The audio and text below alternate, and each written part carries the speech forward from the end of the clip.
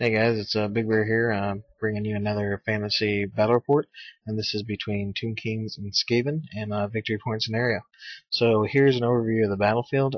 This is the general scope. We have hill there, forest, a mysterious river. That's a moot that turns up to be a swamp, and then there's a bridge, and then there's a building. On the left-hand side of my deployment here, I won the roll-off, so I placed my chariots. Then I have my large tomb guard bunker, or not bunker, unit I should say. I have a necrotech in there and a prince in there. I took it 40 man strong. A lot of people were asking to see that, so that's what I did. Then I also have a giant unit of 50 skeletons. I ran them skinny this time, and then I put in there um, the prince just to keep him defensive, because when you're playing Tomb Kings, a prince isn't always about just hitting more. He's also about keeping more guys alive because you don't get hit as easy. Then I have my Casket of Souls, and in front of it I have my archer bunker with 10 archers and my level 4, and then my Hierophant, and then I have my Bling Giant in there, my Hero Titan, or however you pronounce it, and then in my middle flank here, or middle right flank, I have my 3 Carrion, and I have my 6 Ushabti. No command at all this time, and they have great weapons, and then my Colossus. So, that's going to bring me over to the Skaven player, and on his right flank he has a ton of Plague Monks with a Plague Furnace and a level 2 on there. And he has a unit of Clan Rats with a level 1 Warclock Engineer and a Battle Standard Bearer in there, and then the back middle corner, which will be on your right here now, or dead center I should say, is a unit of Slaves with a level 4 Gracier, some magic items on him, and then a big unit of Storm Vermin with a Warlord, and he ends up having the Fell Blade, I think is what it's called, and then the Hell Pit Abomination on the very far flank here, around on the other side of the tower. So we go ahead and get this started. And oh, I forgot my scouts. I finally took 2 units of horse archers. I'm trying to mix up my list a little bit so you guys aren't seeing the same things. So here's 2 units of 5 horse archers. So he goes ahead and goes first, and he shuffles his hell pit up. He shuffles his storm vermin up, and his slaves and the rattling gun in there. There's a rattling gun and a mortar team I forgot to mention. They're also skewered in there. There's the mortar team in the back. But he just kind of shuffles everything up, and then he turns his plague unit diagonally to face my 2 horse archer units, which is good because I want to hold that thing up. I don't want to fight it. So then, to my surprise, he casts a spell, do a toughness test or die, and I roll a best one. It kills all my guys but 1 on that 1 horseman unit, and then sure enough, he rolls a 6, so it bounces, and then it kills 3 more guys in my other unit. So, not a crazy amount of points, but it sucks to see that. So, so now it's my turn. I go ahead and move up with my giant and my Ushabti, and then my carrion go up there to make him think about not coming in closer, maybe to try to kill his character or something. And then I swing my both my horse archers units out of line of sight just to harass him, because I just want to keep them alive for redirection and stay real close to him and hopefully march block him. So in the middle here, I move up my Bling Giant out of the forest. The forest ends up being normal, actually. The river there, since I'm touching it, it ends up being the +3 initiative dangerous terrain test. So, I'm glad my archers are out of there. They, get in a better spot to shoot there. I shuffle over my skeletons. I lose 2 of them in the process from the dangerous terrain. And then I move up my Tomb Guard, ready to either charge the Storm Vermin or that Hell Pit, depending how close it gets. And then on the far left-hand side here, I kind of make his hell pit. I move up 5 inches and then wheel 2 and give him the ultimatum of, hey, you want to come forward? Fine, you're going to take 3d6 strength 4 impact hits before you even get to go. So, in classic hell pit abomination fashion, bam, he comes right at me. So I think he rolled a 10. He was trying to roll high. No, he rolled a 7. He was trying to roll high enough to get way up there in between the thing. I think it was wishful thinking, but I mean, hey, what else was he going to do? And then he moves his storm vermin up instead of risking the charge, because he wants to get that guaranteed charge next turn, or have me charge him because he doesn't want that fell blade to go to waste. So here's a really blurry picture. See if I have a better one there. Yeah. Actually, while I'm talking to you, I'm just going to edit this one out. So you're just going to see the normal picture here. But with this picture here, he is moving up the middle of his battle line. He's got his mortar team. I think it took a shot at somebody and totally whiffed. But yeah, that's pretty much the end of his turn. He decides to move his unit to where he doesn't have to look at my horse archers anymore. He's finally figured out that they're just distractions, so he goes on. I get a double charge here at the beginning of my turn with my tomb guard on his unit and the chariots on his flank on the hell pit, and then I move my horse archers up here to start threatening those mortar teams. And I have an idea for them later, which you'll end up seeing actually happen, which is what I was really excited about. So. Yeah, so that idea is in mind. I'll tell you when it happens. But here's another picture of him. If you notice, there are still 2 units. One's down to 2 and one's down to 1. But that's all I really need for what I'm planning on doing.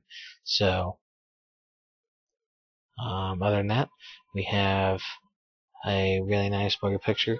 By the way, my camera, for the rest of this battle report, you're going to see some blurry pictures. I don't know what was going on with my camera. I'm not going to use that one again. I have another one, so I apologize. But yeah, my Shopti and the giant move up, and then my other unit moves up to where if I'm planning on killing that hell pit, I'm pretty sure with all those, all those attacks, it should die. So when it does die, reform, and then I'll let these guys hit the flank of his storm vermin. So, I also move up my carrion and my giant there in position, and I'm planning on casting my allow everything within 24 inches to move spell to go off, so that way I can kind of finagle what I'm doing here. But yeah, so I charge in there, do 3. I think I roll like 15 impact hits. It was insane, and I do 4 wounds to it from that, and then my Tomb Guard go, and I had gotten the killing blow spell off on him, and they just rip it apart. So it dies. But before it dies, he rolls his attacks because he's faster, and he rolls the strength 6 hit to everybody in base, D3 wounds. He wounds all. See there's like 5 Tomb Guard bases, and then the Necrotech and the 3 chariots, and does 3 wounds to everything he hits. He's like 5/6, 5/6, 5/6. So I mean, he got his points back, and bam. So his little counters there. But he ends up just not being able to come back. So on his turn, he charges his storm vermin into me. If you notice, they've suffered some losses. That's because I fired a couple volley arrows and they picked off a guy or 2, and then he has death frenzy on him now, so they're going crazy. My guys do have shields and hand weapons, and then the razor standard. I think that's a cheaper alternative when you're taking a huge block like that. It also keeps him really defensive, so that's what I like to do. But he brings him in there, and then he kind of makes his unit on the far right, the monks, move up to get ready to charge my giant and my Shopti. And the rest of his battle line shuffles forward to shoot some magic and shots and whatnot. And he uses that rattling gun up there to redirect my bling giant so he can't get in the rear of that storm vermin. So, other than that, he starts doing some magic, I think. I think that's what happens. Let's see the next picture real quick. He brings on his gutter runners, and yeah, he starts doing some magic on me. And what happens is that he's throwing warp lightning and all kinds of craziness to my birds, and my carrion dropped 2 guys from all the magic damage coming at him. I had to let one of them go through. I think I let warp lightning go through, which really sucked, but it killed 2 birds. But it's the best I could do. I didn't see these guys having a crazy use anyway in the game, so yeah, just let it happen. But yeah, so then the slings from his gutter runners kill the guy, and he's out. So after combat, this is what it looks like. His Warlock Engineer, his Warlord kills kills my prince, and then I proceed to kill his Warlord with because I still had that 5-up killing blow because of my spell. So I have 4 guys attack on him and then killing blow him. I had issued a challenge with my champion, that way he couldn't, he wouldn't do so with his warlord. That way, I could still swing on him. So killed him. He killed me. I saved 3 or 4 saves because I had a 6-up 6-up. Saved a couple of those. I kill a ton of dudes. He kills a ton of dudes. I lose. I crumble a little bit, but I still stay. So on the other side, it becomes my turn, and I make one of the biggest mistakes probably I've made in Warhammer, and hopefully you guys can learn from this. I charged my Shouty and my Giant into this big unit here, and they hadn't popped their banner. I knew they had the reroll banner of everything, but I was like, maybe he'll kill 3 of Shouty, and then I will get to just maul him and kill that thing that makes him unbreakable, and then later on I could just kill him in the game. But we'll see how that turns out. So other than that, he shuffles everything up. You see my horse archers kind of back there in the distance, just looking useless. Here's a picture from God knows where, but I reform my archers, and I charge with my blank giant. He ends up killing that this rallying team that flees and catching it, so he goes way over there. And then he mauls, just absolutely massacres my Shopti. My Colossus kills, I think, he does 9 wounds from regular attacks, and then he kills 4 more from stomping, but it's just not enough to keep him alive. He suffered 2 himself, and then he dropped. So that really sucked, but it is what it is. So now they're reforming, getting ready to get my flank and rear, which I'm really nervous about. I had charged my skeleton warriors into the flank of that unit there, and he had used all of his attacks to kill the rest of my tomb guard. And then, now I'm fighting him dead on, but he's still death frenzied. He's still winning, which is actually good for me, other than losing my tomb guard. But it's because he's going to crumble, basically, D6 guys every phase. So that's pretty good. So his turn, he kind of shuffles everything up again. And then, like I said, these pictures are god awful, man. I'm making one spin look like he's just like a master photographer right now. But he wheels his unit of slaves up there towards my giant, to try to make sure he can't get all crazy. And he had moved his mortar team and his Gracier out and kind of in the open to get away from my slaves, because he thought I was going to do some shenanigans to try to kill him. So, and I think he was also trying to use him as a buffer there. So, that's what it looks like after he gets done doing all his movements from a distance. And now what happens is it comes my turn, and my skeletons just chop up his storm vermin with my ranks and everything. He breaks. It's his turn, so I do a reform. I'm ready to charge into his main battle line, get some more points, and he fled. He fled just far enough.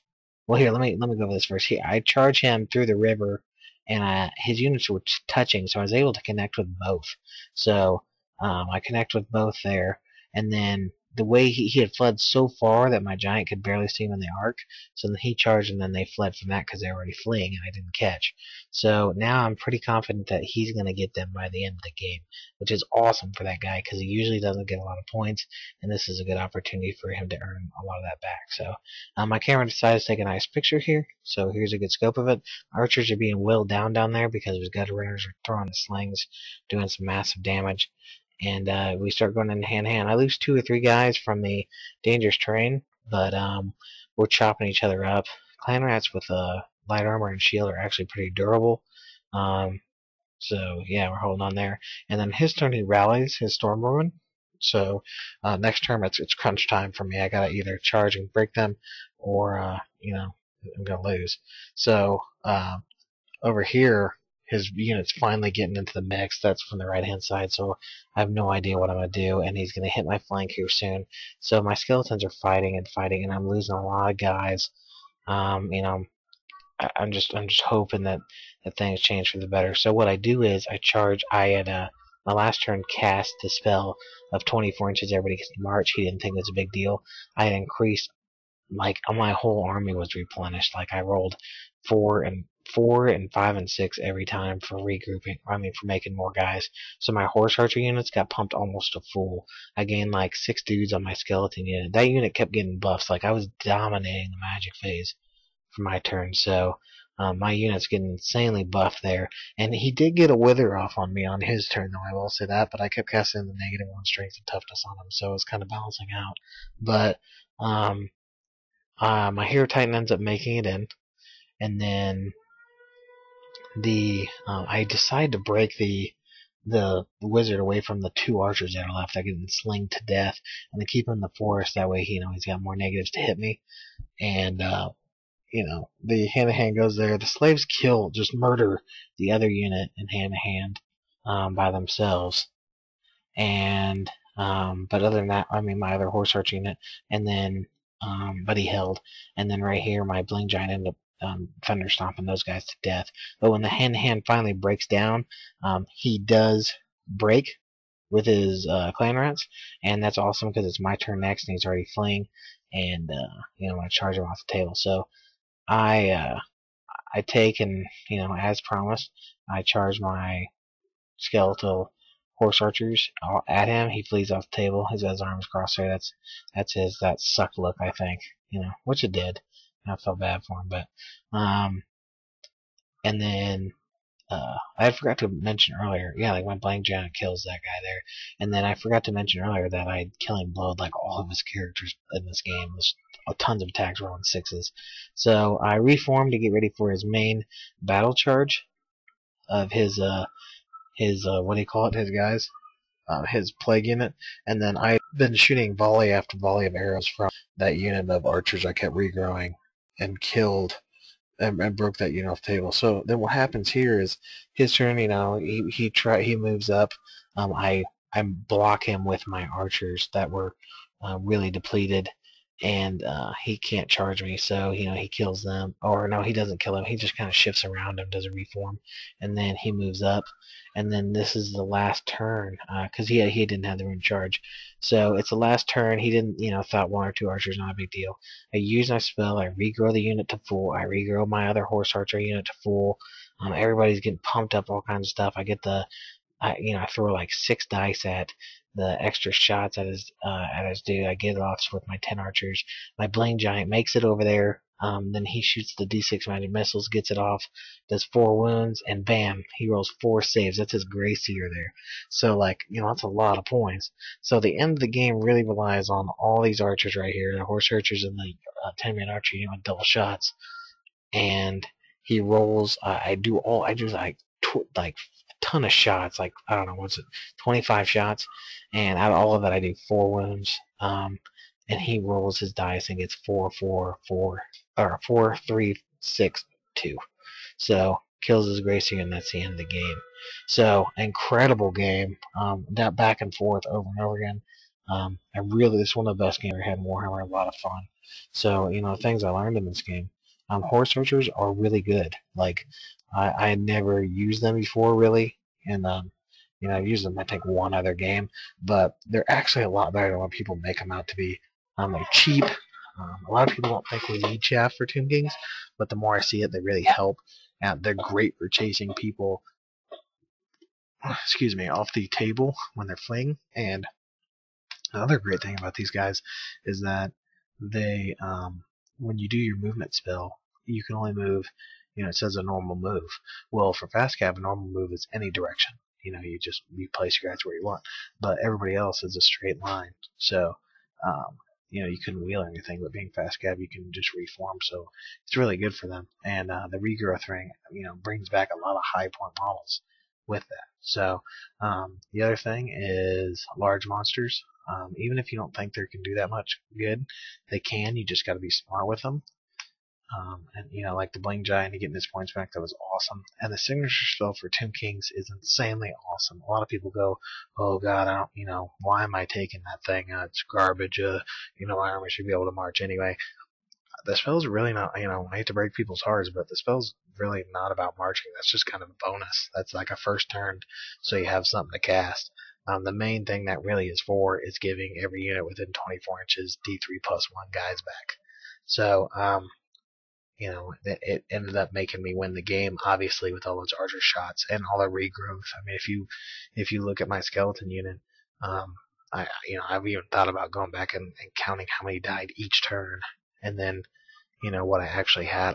I bet that skeleton unit was probably like 160 man strong by the time I'd grown everybody back. I mean, I was casting 3 or 4 spells on one turn, and you know, I was rolling about 8 dice on average for magic phase, a little bit above average. But then my casket was giving me, you know, 2 or 3, and then channeling 1 or 2 here or there. You know, it was like my magic was just so strong, which I think is paramount for Tomb King. So I hope you guys enjoyed, and you know, more battle ports are going to be on the way. So hope to see you around.